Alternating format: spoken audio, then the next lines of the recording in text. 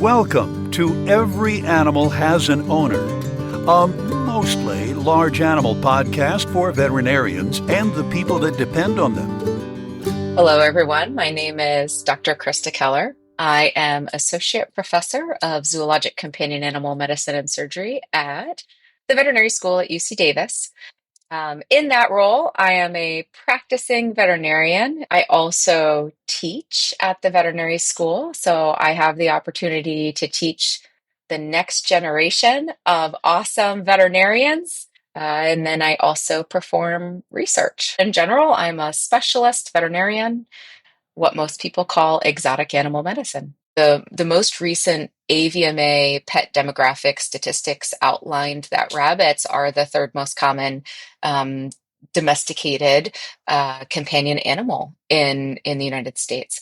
And I think more and more veterinary schools are taking a peek at that and saying, oh, our graduates are going to be asked to provide, a level of medicine to a species that maybe isn't covered in our curriculum. So we're seeing more and more curricula of the U.S. vet schools provide more education for their veterinary students on rabbits. And so I think we'll see a change in the coming years. And I have seen a change in my career where more and more general practitioners have great experience, amazing expertise in providing awesome care for rabbits in the healthcare arena. But I always tell people to reach out and ask their veterinarian. The best place for my clients to receive veterinary care is with the veterinary practice that they're used to, the veterinary practice that's nearby. Access to basic rabbit veterinary care can be limited in some areas.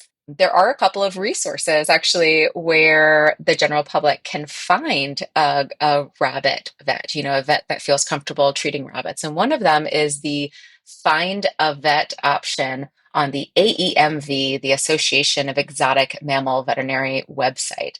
And so that's a great resource to find veterinarians who are self-telling the world, I see rabbits and they're proud of it. So that's a great resource, but definitely doesn't cover all areas.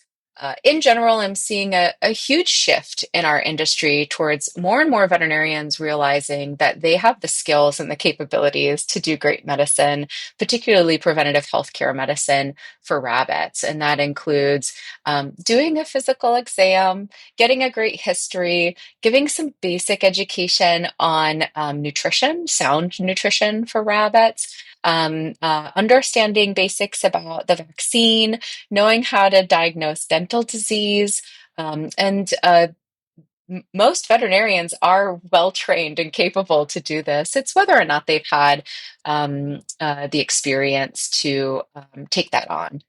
It's also whether or not they have a hospital setting that is friendly for rabbits. As everyone knows, our rabbits are prey species, and of course, a lot of our veterinary clinics can smell like cats, which are scary predators, and have a lot of dog hair flying around, which is another scary predator. And so, I do respect that some veterinary hospitals kind of say, "Hey, this isn't the friendliest place for rabbits to come in." But I try to empower as many general practitioners as I can. And that's through educating them at continuing education. The tenets of physical exam are really similar to dogs and cats, and they can utilize their amazing skills to apply to the rabbit. And that the basics of vaccinology, the study of vaccines and how to know when is appropriate to give a vaccine and maybe when is appropriate to not give a vaccine, and how vaccines work. The basics are the basics, whether it's a dog or a cat, a horse, a cow, a rabbit, or or a human. The basics are the basics. And that anyone with a DVM degree can administer this vaccine if they can assess that the animal is healthy enough to receive the vaccine. And I do think veterinarians are going to respond to that public demand And so, if you have access to care issues, I would recommend calling local veterinarians and letting them know. They may not have heard quite yet that there is a vaccine available for rabbits, but maybe you'll be that voice to get the information to them.